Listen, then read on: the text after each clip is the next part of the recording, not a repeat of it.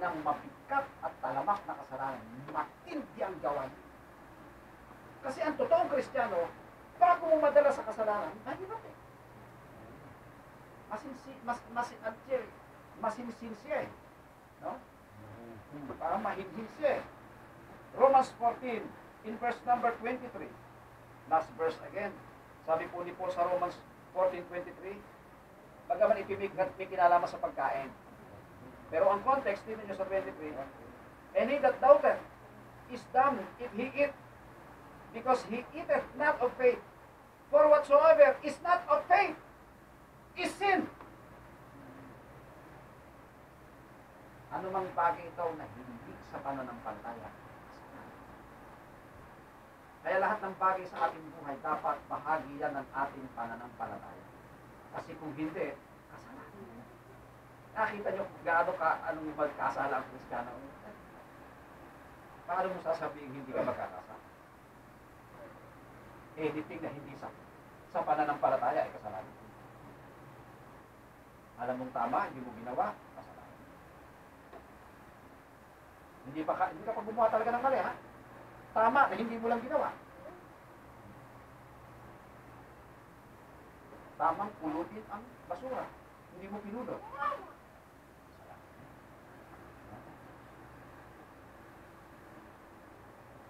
Tamang ayusin ang kwarto, hindi mo ginawa. Kasalanan.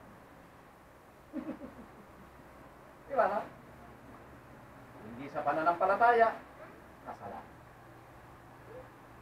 But after all, mga kapatid, ano man ang buhay natin sa pananampalataya, meron pong pangako ang Diyos.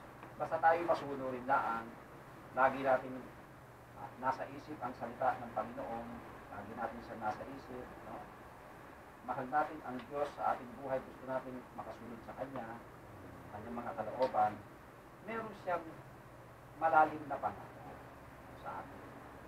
Hindi tayo dadating sa mga pangyayaring tulad ng mga nabalitaan natin na nagkamatayan, may nakakabukod. Na, may mga nalabag talagang malalim na. Kung ano man yun, Diyos ang nakakaalam.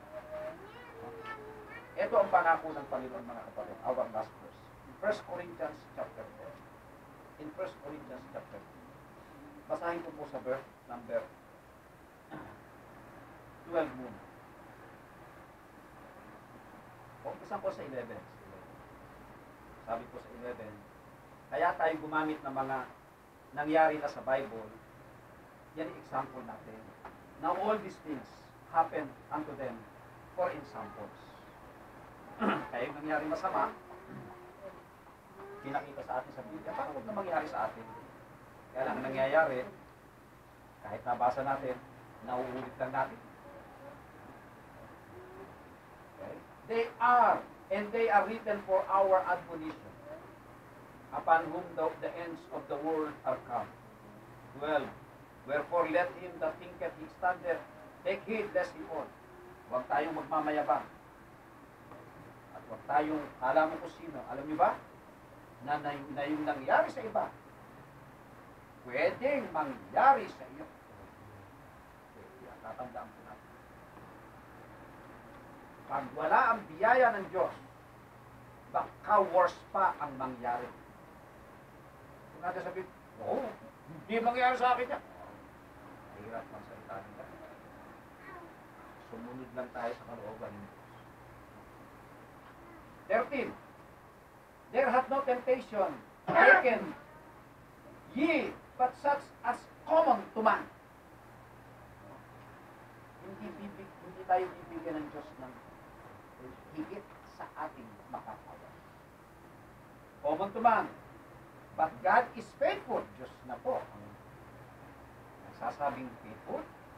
Who will not suffer you to be tempted above that ye are able. Hindi gagawin. Alam ng Diyos yung kakayanan ng bawat isa. Kaya ang bakit sumasama katulad ng binasa natin sa James 1:13. Nanganak, nagkaapo sa tuhod, magkakalyo, ayaw, kamatayan ang dulo. Hindi natututo. Diba? But will temptation also make a way to escape. Gagawa siya ng paraan na makaka-escape ka. This Joseph. Hindi escape ni Joseph. Ang self-defense noon ni ano, Sayunachi. Sayunachi nelas ko. Takbo!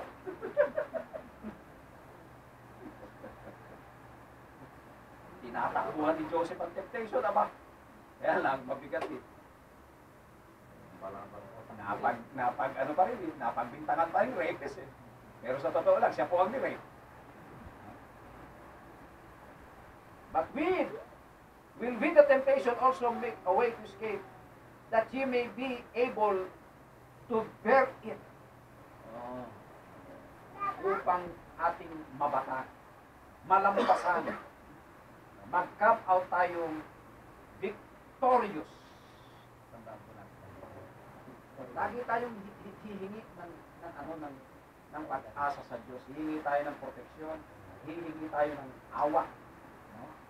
Pag nawala na po ang mercy ng Diyos sa atin, lagot na po tayo dyan. Patawarin niyo po sa isa pang verse. 2 Corinthians chapter 4. Isa pang verse.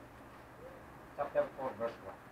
Sabi ni Apostle Paul, therefore, seeing we have this ministry, as we have received mercy, kaya lang mahalaga yung awa ng Diyos, ha? We faint not. Hindi tayo mapapagod. Pag wala na yung awa ng Diyos, naku, pagod na. Susuko na tayo. Malalaglag na tayo. Lagi natin hihingiin yung awa ng Diyos. Bukang bibig lagi ng totoong mana ng palataya. Tandaan niyo. Mahabag ka Diyos. Huwag kayong magtitiwala sa laman niya. Magtitiwala lagi tayo sa awa at sa habag ng Diyos.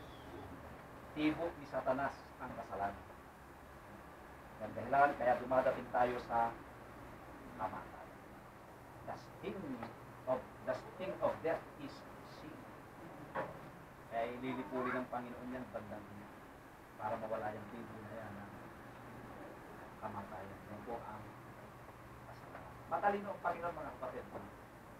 Ang binayaran niya ay ang binayaran niya ay ang kabayaran ng ating kasalanan. Kasi alam ng Diyos, marami pa tayong magagawa kasalanan. Nabayaran niya. Pero doon sa power of sin, andyan yan. Nasa tabi mo, nasa loob mo. Presence of sin, andyan mo. But the penalty of sin, binayaran niya yan. Ganon ka-wise ang ating Panginoon.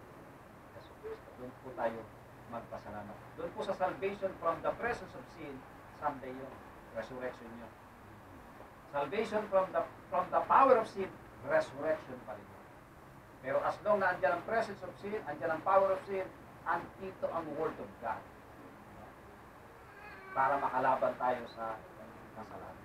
Susunod tayo sa mga instruction. Pag-ibigin tayo sa sinasabi ng Diyos. Diyan yung pakikipaglaban sa pananampalataya. Let's fight a good fight of faith. At meron po tayong salita ng Lord sa atin. Tapos sa atin sa atin.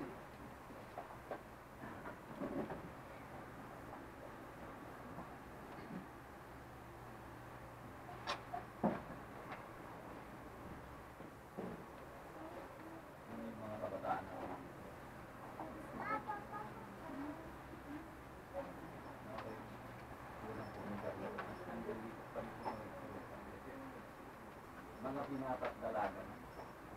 Kailangan ilang mga taon hindi kayo magsisipag asawa. Dapat tama. Tama ang pag-asawa. Tama ang pag-asawa.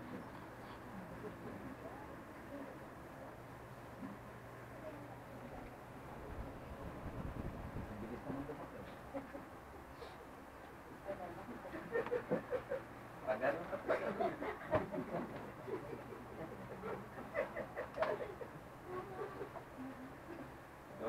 Double pare.